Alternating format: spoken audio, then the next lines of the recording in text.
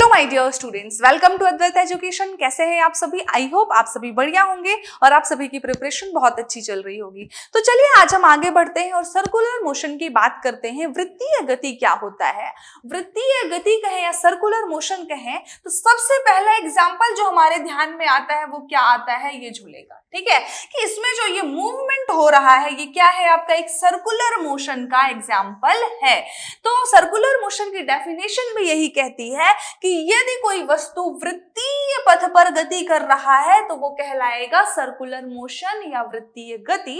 इसी को कहें, यदि कोई वस्तु जो आपकी यदि वृत्तीय गति कर रही है लेकिन यदि वो समान चाल से कर रही है, एक समान चाल से, तो वो कहलाएगा यूनिफॉर्म सर्कुलर मोशन। लेकिन यदि वो असमान चाल से गति कर रही है तो वो कहलाएगा नॉन यूनिफॉर्म सर्कुलर मोशन। तो क्लियर हुआ, सर्कुलर मोशन क्या है? जो कि वृत्तीय पथ पर गति करता है वही आपका कहलाता है सर्कुलर मोशन। और यदि वही यूनिफॉर्म वेलोसिटी एक समान चाल से गति कर रहा है तो हो जाएगा यूनिफॉर्म सर्कुलर मोशन, एक समान वृत्तीय गति। और यदि वही असमान चाल से वृत्तीय मार्ग पर गति कर रहा है तो आपका कहला जाएगा आपका non uniform circular motion.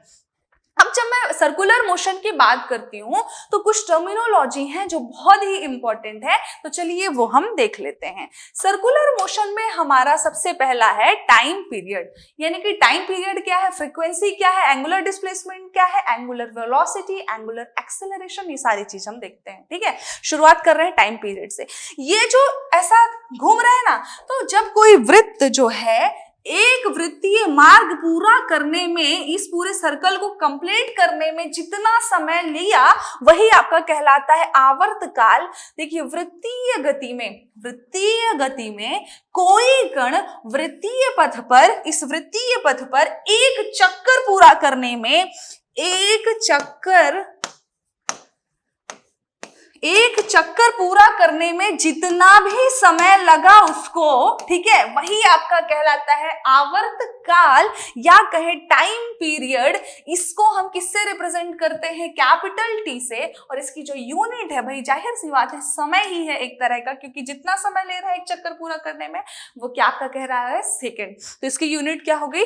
Second. तो टाइम पीरियड क्या है? क्लियर होना चाहिए कि जब कोई कण वृत्तीय मार्ग पर गति कर रहा है तो एक चक्कर पूरा करने में जितना भी समय लिया वो आपका कहलाएगा टाइम पीरियड या आवर्त काल।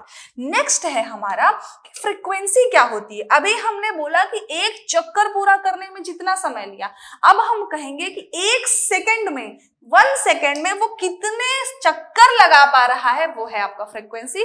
जब आप दोनों को रिलेट करोगे तो देखोगे कि दोनों ही एक दूसरे के क्या है? इनवर्सली प्रोपोर्शनल है। तो फ्रीक्वेंसी क्या है? Frequency is defined as the number of revolution completed by an object on its circular path in a unit time. ठीक है, वृत्तीय गति में कोई कण वृत्तीय मार्ग पर एक सेकंड में, कितने में? एक सेकंड में जितने चक्कर लेगा वही आपकी क्या हो जाएगी? जितने भी चक्कर लेगा वही आपकी हो जाएगी फ्रीक्वेंसी या कहें कि आवृत्ति। ठीक है, तो एक चक्कर लगाने में जितना समय लगा वो होगा फ्रीक्वेंसी। दोनों के बीच में जो रिलेशन होता है time period is equal to 1 frequency होता है। भाई जाहिर सी बात है दोनों ही सेम डेफिनेशन है, बस क्या है एक दूसरे के अपोजिट है। एक सेकंड में वो जितने चक्कर लगा रहा था वो आपकी है फ्रीक्वेंसी, और जो टाइम पीरियड है जितना समय ले रहा है, तो दोनों ही क्या है? आपस में इनवर्सली प्रोपोर्शनल है। इस रिलेशन से भी क्वेश्चन पूछता है और ये रिलेशन भी कई बार क्वेश्चंस में क्या है? पूछा जा चुका है। तो पता होना चाहिए कि T इज इक्वल टू क्या होता है? 1/f। और कैसे होता है मैंने रिलेट करवाया ना दोनों को। ठीक है, क्लियर हुआ? चलिए आगे बढ़ते हैं। फ्रीक्वेंसी के बाद आता है हमारा एंगुलर डिस्प्लेसमेंट या कहें कोणीय विस्थापन। 3 चीजें हैं, कोणीय विस्थापन, कोणीय वेग और कोणीय त्वरण। ठीक है, हमने लीनियर डिस्प्लेसमेंट पढ़ लिया, ठीक है, linear velocity and linear acceleration. लेकिन अब हम पढ़ रहे हैं कि एंगुलर डिस्प्लेसमेंट, कोणीय विस्थापन क्या है। बड़े ही अच्छे एग्जांपल से समझते हैं। यदि कोई वस्तु ऐसी रखी हुई है, ठीक है, लेकिन ऐसे से चली गई ऐसे, तो यदि ये वस्तु यहां से यहां जा रही है, आपके हाथ में ऐसे मार्कर था, मैंने ऐसे किया, तो क्या हुआ? इसमें जो मूवमेंट हुआ वो तो एंगल के टर्म में हुआ ना, है क्या हम बोलेंगे कि कितने किलोमीटर चल गया? नहीं भाई, वो एंगल के टर्म में नीचे गया। मेरा हाथ ऐसे था, उसके बाद ऐसा हुआ, तो हम देख रहे हैं कि ये जो है ना आपका, ये कुछ एंगल पे चला, किस पे? कुछ एंगल पे चला, और यही एंगल जो है ना आपका, तो ये दिखाता है कि कितना कोणीय विस्थापन हुआ। जो विस्थापन हुआ है वो कोण के टर्म में हुआ है, ठीक है, लीनियर विस्थापन यहाँ पर नहीं है, ठीक है, रेखीय विस्थापन नहीं है। कोणीय विस्थापन की डेफिनेशन कहती है वस्तु के वृत्ताकार पथ के केंद्र व वस्तु को मिलाने वाली रेखा। देखो कैसे, सपोज करो ये आपका कोई क्या है, सर्कल है, ठीक है, इस सर्कल पर ये आपका केंद्र है O, और केंद्र को वृत्त से मिलाने वाली रेखा होती है आपकी त्रिज्या, रेडियस, रेडियस है R।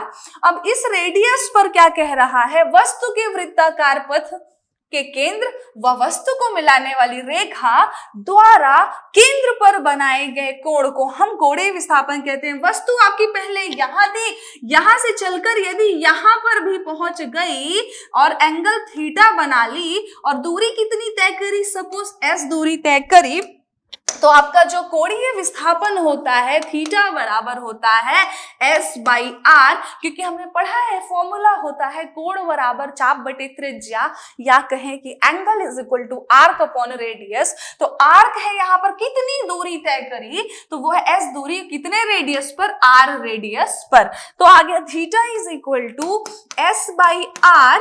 यही क्या है आपका, जो थीटा जो है क्या है आपका कोणीय विस्थापन है, क्या है, angular displacement. The angular displacement of an object in a given time moving around a circular path is defined as the angle swept by the radians of the circular path is given time. किससे denote करते हैं, theta से denote करते हैं। इसकी जो unit है वो क्या है, रेडियन है, ठीक है। डायमेंशन लेस क्वांटिटी होती है, डायमेंशन लेस मतलब इसका जो MLT फॉर्मूला होता है ना वो डिफाइंड नहीं होता है, 000 होता है, लेकिन इसकी यूनिट रेडियन होती है, ये पूछ लेता है एग्जाम में।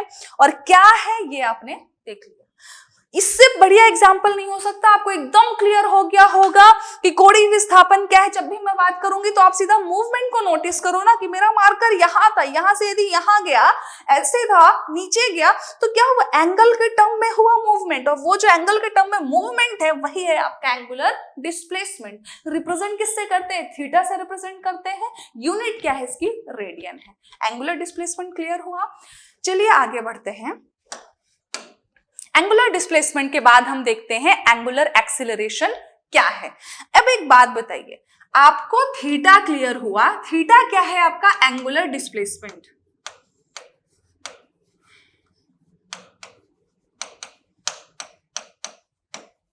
एंगुलर डिस्प्लेसमेंट, थीटा के बाद आना चाहिए डिस्प्लेसमेंट के बाद हम वेलोसिटी, तो ये भी देख लेते हैं एंगुलर वेलोसिटी क्या है, ठीक है। वेलोसिटी के बाद आएगा आपका एक्सेलरेशन, तो अभी अपन देखेंगे भी कि एंगुलर एक्सेलरेशन क्या है,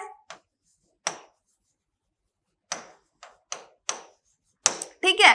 तो एंगुलर डिस्प्लेसमेंट को हम थीटा से रिप्रेजेंट करते हैं, एंगुलर वेलोसिटी को हम ओमेगा से रिप्रेजेंट करते हैं, एंगुलर एक्सेलरेशन को हम अल्फा से रिलेट करते हैं। इन तीनों को मैं साथ में इसलिए बता रही हूं ताकि आपको क्लियर रहे कि तीन चीज भाई हमने लीनियर में भी पढ़ी थी, ठीक है। हमारा विस्थापन, वेग, समय, विस्थापन, वेग, त्वरण, तीन चीज पढ़ी थी। यहां पर भी बस उसके आगे क्या लग गया, कोणीय, ठीक है।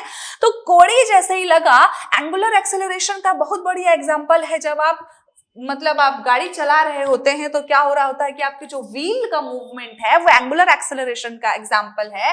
The angular acceleration of an object जो है वो क्या है, is defined as the time rate of change of its angular velocity. भाई वही है, वेलोसिटी में चेंज को ही एक्सेलरेशन बोलते हैं, लेकिन किसकी, एंगुलर वेलोसिटी आ गया यहाँ पर टर्म, कि इस एंगुलर वेलोसिटी में जो चेंज होगा ओमेगा में वो होगा आपका अल्फा। अब आपका क्या है बताइए, आपका थीटा जो है क्या है, एंगुलर डिस्प्लेसमेंट है ना, एंगुलर डिस्प्लेसमेंट। अब यदि थीटा में चेंज हुआ, मैंने कहा del theta by del T लिखा, तो ये आपका क्या कहलाएगा, आपका ओमेगा कहलाएगा। और यदि मैंने लिखा del omega by del T, यदि आपके वेलोसिटी में, एंगुलर वेलोसिटी में चेंज हो रहा है, तो आपका क्या कहला जाएगा, अल्फा कहला जाएगा। तो बस बात वही है कि हमारा यदि डिस्प्लेसमेंट में चेंज हो रहा है, एंगुलर डिस्प्लेसमेंट चेंज हुआ, तो आपका बन गया एंगुलर वेलोसिटी, और एंगुलर वेलोसिटी चेंज हुआ तो आपका बन गया एंगुलर एक्सीलरेशन। एंगुलर एक्सीलरेशन, अब इसकी जो यूनिट होगी आपकी हो जाएगी रेडियन पर सेकेंड, और एक्सीलरेशन की हो जाएगी रेडियन पर सेकेंड स्क्वायर। तो इसकी जो यूनिट है इसकी है रेडियन पर सेकेंड स्क्वायर, और जो इसको डिनोट करते हैं हम अल्फा से डिनोट करते हैं।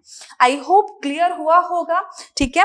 अब कई बार पूछता है कि जो आपका ये मूव कर रहा है ना पहिया, तो इस पहिए की डायरेक्शन, तो भैया ये नहीं है कि पहिया इस डायरेक्शन में मूव कर रहा है, जो येलो कलर का साइन है, जो हमारी ये होती है ना angular acceleration, angular acceleration actual में जो है ना आपकी सूडो वेक्टर क्वांटिटी है। मतलब कहना चाहिए कि आपकी ना, हम इसके अकॉर्डिंग, हम एक्सिस के अकॉर्डिंग बता पाते हैं कि वो उसकी जो है डायरेक्शन क्या है।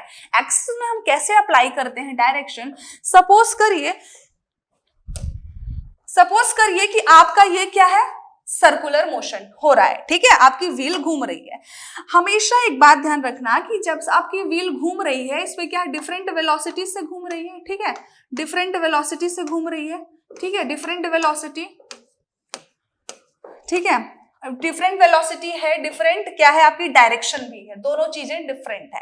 अब यदि आपका वेलोसिटी भी डिफरेंट है और डायरेक्शन भी डिफरेंट है, मैं कहूं कि यदि आप कोई जो आपका गतिमान वस्तु है और कुछ इस तरह से गति कर रही, तो बताओ इसका डायरेक्शन क्या है। तो हम इसके सेंटर पर हम एक एक्सिस लेंगे, सपोज करते हैं कि ये जो मार्कर है, मैं अपना हाथ रखती हूं, तो हम right hand thumb rule apply करते हैं और हम एंगुलर एक्सेलरेशन की डायरेक्शन फाइंड कर लेते हैं। कैसे, राइट हैंड थंब रूल का मतलब है कि आप अपना राइट हैंड उठाइए और सेंटर पर रख दीजिए। जैसे ही आपने रखा तो आपने देखा कि ये एंटी क्लॉकवाइज रोटेट कर रहा है, तो यदि मेरी कर्ल फिंगर इस रोटेशन को डिनोट करती हैं, तो ये जो एक्सिस की जो डायरेक्शन है वो क्या है, आउटवर्ड दिख रही है। लेकिन यदि मैं यहीं पर कहूं कि आपका जो सर्कल है वो क्लॉकवाइज रोटेट कर रहा है, तो क्लॉकवाइज रोटेट करने के लिए मुझे ऐसे रखना पड़ेगा, तो हम देखेंगे कि इस एक्सिस की, इस सर्कल की जो है ना, सर्कल का जो डायरेक्शन इनवर्ड आ रहा है, तो हम कहेंगे इसमें एंगुलर एक्सेलरेशन का जो डायरेक्शन है आपका कैसा है, आउटवर्ड है, और इसमें जो एंगुलर एक्सेलरेशन का डायरेक्शन है वो कैसा है, इनवर्ड है। क्लियर हुआ, डायरेक्शन कैसे बताते हैं। इसीलिए अब आपने देखा कि हमने ये right hand thumb rule apply किया और हमने उससे क्या निकाला, डायरेक्शन निकाला। इसीलिए ये क्या कहलाता है, आपका एक्सियल वेक्टर कहलाता है, क्योंकि आपने इस एक्सिस के थ्रू इसकी डायरेक्शन बताई, आउटवर्ड बताई। ये नहीं बोल दिया कि एंटी क्लॉकवाइज है, ठीक है, आउटवर्ड डायरेक्शन है इसमें। तो आउटवर्ड डायरेक्शन कैसे बता पा रहे हैं, एक्सिस के थ्रू, इसीलिए इसको कहते हैं एक्सियल वेक्टर आपका कहलाता है एंगुलर एक्सेलरेशन। क्लियर हुआ। तो angular displacement, angular velocity, angular acceleration, यानी कि कहें कोणीय विस्थापन, कोणीय वेग, कोणीय त्वरण, तीनों क्लियर हो गया होगा। आगे देखते हैं, लास्ट है हमारा सेंट्रीपिटल एक्सेलरेशन क्या है, या कि कहें अभिकेंद्रीय त्वरण क्या होता है। जब कोई वस्तु एक समान वृत्तीय गति करती है तो नियत रहती है, परंतु उसकी दिशा लगातार बदलती रहती है। यदि मैं कह रही हूं कि कोई वस्तु आपकी क्या कर रही है, सर्कुलर मोशन कर रही है, एक समान चाल से जा रही है, ठीक है, उसकी स्पीड कांस्टेंट है, हमने कह दिया कि उसकी स्पीड कांस्टेंट है, यानी कि एंगुलर वेलोसिटी कांस्टेंट है यहां पर। लेकिन भाई भले आपने एंगुलर वेलोसिटी कांस्टेंट रखी है, उसकी दिशा तो बदल ही रही है ना, यहाँ पर इस दिशा में जा रही है, यहाँ पर इस दिशा में, यहाँ पर इस दिशा में, यहाँ पर इस दिशा में। तो जब ये दिशा बदलती रहती है तो वही आपका क्या कहलाता है, अभिकेंद्रीय त्वरण कहलाता है। जब कोई वस्तु एक समान वृत्तीय गति करती है तो उसकी चाल नियत रहती है, यानी कि स्पीड कांस्टेंट है, परंतु उसकी दिशा लगातार बदलती रहती है।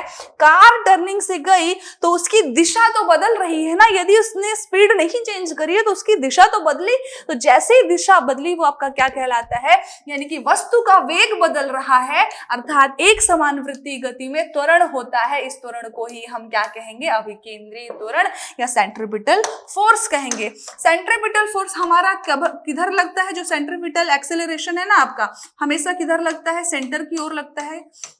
ये भी क्वेश्चन बनता है कि किस तरफ लगता है, ये इसीलिए बताया गया है, ठीक है, सेंटर की तरफ लगता है।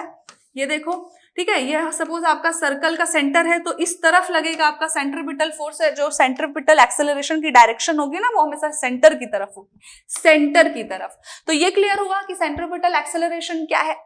अभी हमने क्या देखा, हमने देखा स्पीड कांस्टेंट है, डायरेक्शन बदल रही है, लेकिन मैंने कहा स्पीड भी कांस्टेंट नहीं है, डायरेक्शन तो वैसे ही नहीं है, डायरेक्शन तो चेंज हो रही है। यदि सिर्फ डायरेक्शन चेंज होती है तो वो होता है सेंट्रीपिटल एक्सेलरेशन, लेकिन यदि दोनों चेंज होते हैं तो वो होता है आपका टेंजेंशियल एक्सेलरेशन।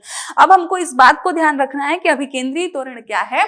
तो जब कोई वस्तु एक समान चाल से वृत्तीय गति करती है तो उसकी स्पीड तो समान होती है क्योंकि वो एक समान चाल से गति कर रही है, लेकिन दिशा बदल रही है तो वो आपका होगा अभिकेंद्रीय। दिशा के बदलने की वजह से वो जो त्वरण आरोपित होता है वही आपका क्या कहलाता है, अभिकेंद्रीय त्वरण या कहें centripetal acceleration. When an object makes a uniform circular motion, यदि वो यूनिफॉर्म सर्कुलर मोशन कर रहा है, its speed remains fixed, speed तो हो गई fix, but its direction changes continuously, लेकिन उसकी डायरेक्शन कंटिन्यूअसली बदल रही है। आप देख रहे हो इस डायग्राम में, the velocity of the object changes, that is, यदि आपकी वेग बदल रहा है, वेग में चेंज हुआ तो त्वरण तो आएगा ही आएगा, लेकिन सिर्फ दिशा बदल रही है तो उसकी वजह से जो आपका त्वरण आएगा वो होगा सेंट्रीपिटल एक्सेलरेशन, अभिकेंद्रीय त्वरण। आई होप क्लियर हुआ होगा। नेक्स्ट लेक्चर में हम मिलेंगे इन्हीं के क्वेश्चंस के साथ कि प्रीवियस ईयर क्वेश्चन कौन कौन से आए हैं एसएससी में, रेलवे में, वो हम बढ़िया सॉल्व करने वाले हैं। तब तक के लिए बढ़िया पढ़ते रहिए, मस्त रहिए। Thank you.